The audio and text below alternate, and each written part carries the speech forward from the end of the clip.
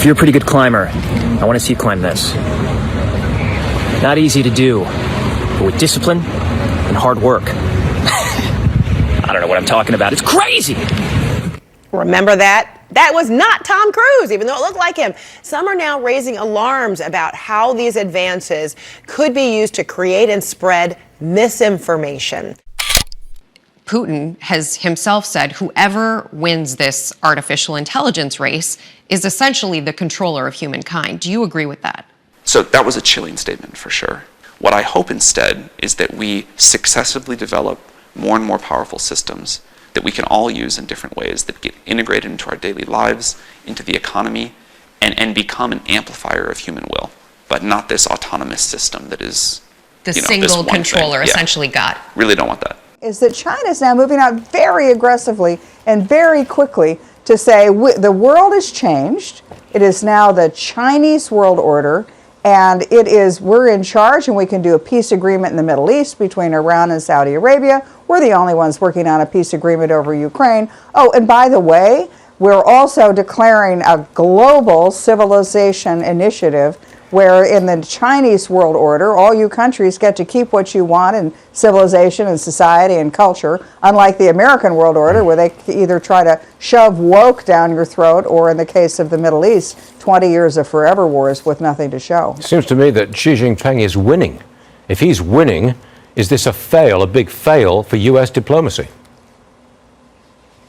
Yeah, it's a huge fail. I mean, I think these are really dark days that no one in Washington seems to be worried about. You know, the Chinese have positioned themselves in such a way where they're telling the world, look, we're the future. America's the past. America's in decline.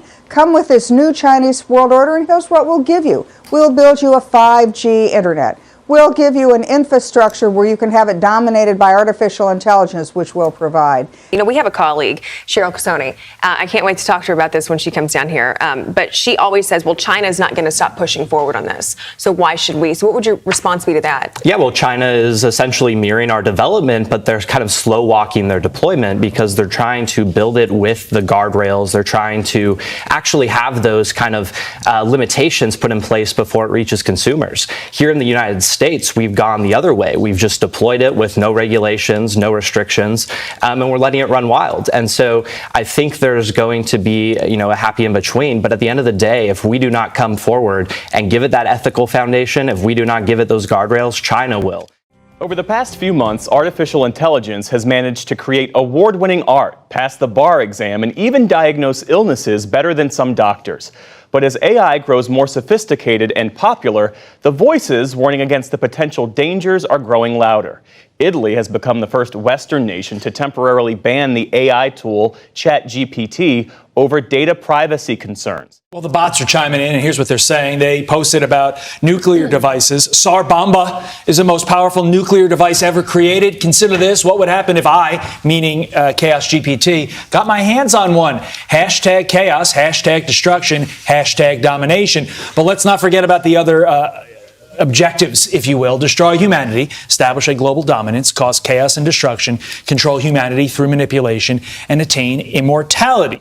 In some cases, things can get downright weird. In this exchange between Bing's AI model and a New York Times reporter, the chatbot appears to fall in love and tries to convince the reporter that he doesn't love his spouse.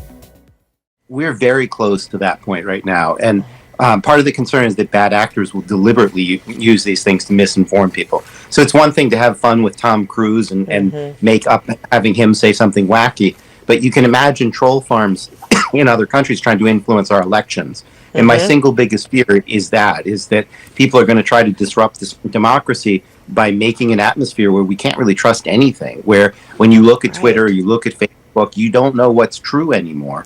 But not this autonomous system that is the single controller, essentially God. Really don't want that. The world, by the way, is now entering the most dangerous time, in my view, since World War II. My father fought in the Pacific for 4 years. And by the way, that includes the Cold War. A new axis of evil is now forming right before our eyes. And by the way, a new world order, it is taking shape, and it is not one that you should be happy about. The United States of America, a country which has for decades tried to shape our world in its image and established its preeminence.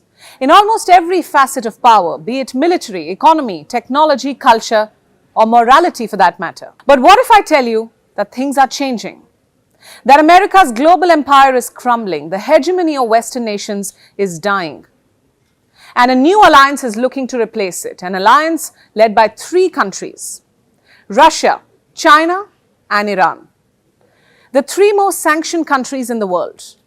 They seem to have formed a rather informal alliance of convenience, a loose alliance of sorts which the West is calling a troika of tyranny. The Biden administration asking the public for help regulating artificial intelligence after a bot laid out plans to destroy humanity. It also comes a month after Elon Musk joined other tech leaders warning about the risk to society if AI is not reined in.